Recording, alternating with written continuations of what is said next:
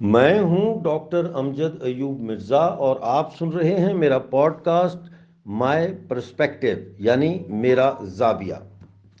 یہ کیسے ممکن ہوا کہ برصغیر ہند میں ایک ایسا ملک قائم کیا گیا جو اسلام کا قلعہ کہلایا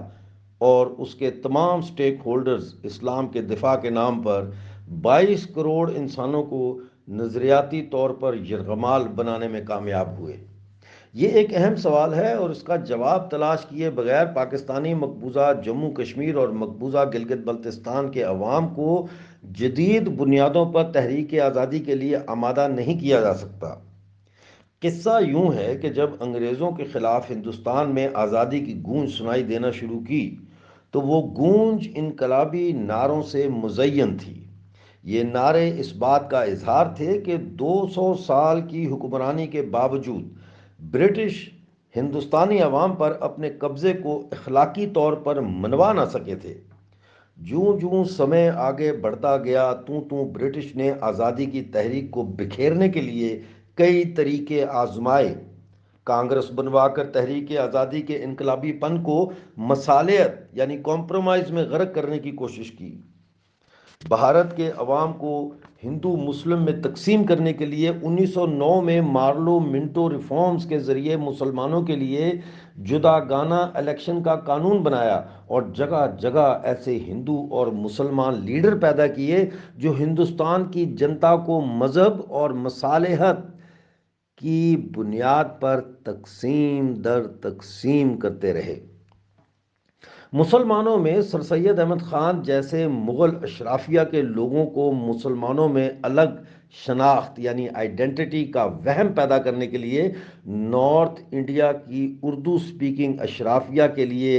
1877 میں اینگلو محمڈن اورینٹل کالج علی گڑھ، جسے علی گڑھ یونیورسٹی بھی کہا جاتا ہے آج، قائم کروائی گئی۔ یہ وہ سہولت کار تعلیمی ادارہ تھا جس نے ہندوستان کے مسلمانوں کی ہندوؤں سے الگ شناخت کے جعلی نظریہ کو پروان چڑھانے میں فنڈامنٹل رول پلے کیا۔ اسی سے علی گڑھ تحریک شروع ہوئی جو آگے چل کر مسلم لیگ کا پنگوڑا بنی اور 1906 میں اس کا قیام بنگال میں ہوا، اور اس کی ڈیمانڈ مارلے منٹو ریفارمز کی بنیاد بنا جس نے مسلمانوں کے لیے علیحدہ الیکٹوریٹ کی فرقہ وارانہ یعنی کمیونل بنیاد ڈالی۔ 1940 تک برٹش انڈیا میں غدار اعظم محمد علی جناح کی قیادت میں مسلم لیگ ہند کے مسلمانوں کے لیے علیحدہ ریاست کا مطالبہ شروع کیا گیا۔ یہ سب انگریزوں کا منصوبہ تھا۔ سوویت یونین کے بلشوک انقلاب کا راستہ ہندوستان میں روکنے کے لیے ضروری تھا کہ ہند میں ابھرنے والی انقلابی تحریک آزادی کو مصالحتی تحریک آزادی میں تبدیل کیا جائے۔ یہی وجہ ہے کہ آخری وقت تک گاندھی اور نہرو آزادی کے بجائے انگریزوں سے ڈومینین سٹیٹس کا مطالبہ کرتے رہے۔ لیکن جب 1931 میں لندن میں گول میز کانفرنس کے دوران ریاست جموں کشمیر کے مہاراجہ ہری سنگھ نے انگریزوں کے سامنے ہندوستان چھوڑنے کا مطالبہ رکھا تو انگریزوں کا ماتھا ٹھنکا اور 1935 میں انڈیا انڈیپینڈنس ایکٹ لایا گیا جس میں ہندوستان کی باقاعدہ تقسیم کا فیصلہ کیا گیا۔ حالانکہ مٹھی بھر مسلم لیگی اتنے طاقتور نہ تھے کہ وہ ہندوستان کو اپنے بلبوتے پر تقسیم کروا سکتے۔ اسی طرح پاکستان کا مطلب کیا لا الہ الا اللہ کا گمراہ کن نعرہ انگریزوں نے مولویوں اور مسلم لیگی قیادت کے ذریعے ایک ایٹم بم کی طرح بھارت کی تحریک آزادی کے کاروان پر پھینکا جس نے پاکستان اور انڈیا دو ملک پیدا کیے۔ ایک لولا لنگڑا انڈیا جس کی قیادت انگریزوں کے تیار کیے ہوئے کانگریس کے لیڈر نہرو کر رہے تھے،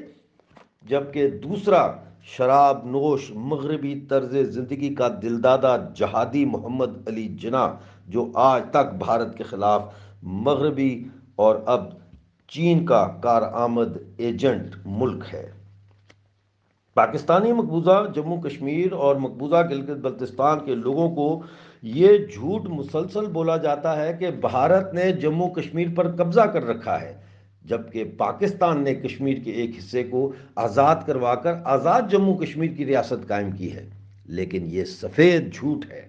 حقیقت یہ ہے کہ 22 اکتوبر 1947 میں پاکستان کی فوج نے ہزاروں قبائلی لشکروں کے ساتھ مل کر انگریز کی ایما پر ریاست جموں کشمیر پر حملہ کیا تھا۔ مقصد یہ تھا کہ جموں کشمیر کو بھارت سے کاٹ کر پاکستان کے قبضے میں دیا جائے، تاکہ جموں کشمیر بشمول مقبوضہ گلگت بلتستان کے ذریعے بھارت کی رسائی وسطی ایشیا تک ممکن نہ ہو سکے۔ انگریزوں نے ہی 1950 کے بعد خود مختار کشمیر کا نعرہ کشمیر کی سیاست میں اپنے سہولت کاروں کے ذریعے اس وقت متعارف کروایا جب وہ یہ جان گئے کہ مہاراجہ ہری سنگھ نے بھارت کے ساتھ 26 اکتوبر 1947 کو معاہدہ الحاق پر دستخط کر دیے ہیں۔ انگریزوں کا مقصد تھا کہ وہ پوری ریاست کو پاکستان میں شامل کرنے میں ناکام ہو گئے ہیں، تو یہاں ایک ایسی جذباتی تحریک اسلام کے نام پر شروع کی جائے جس کے نتیجے میں ریاست جموں کشمیر ایک ملک بن کر ان کی سیٹلائٹ سٹیٹ بن جائے۔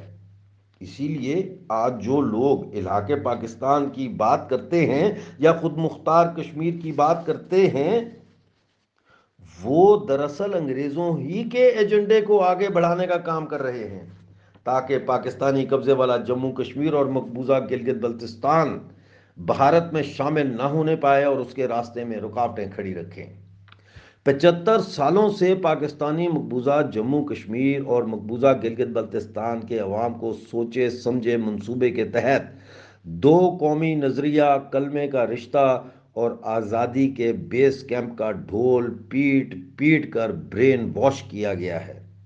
اس جھوٹ اور فراڈ کو بے نقاب کیے بغیر پاکستانی قبضے والے جموں کشمیر اور مقبوضہ گلگت بلتستان کے وسیع تر عوام کو پاکستان کی جبری غلامی سے نجات دلانا ممکن نہیں ہے۔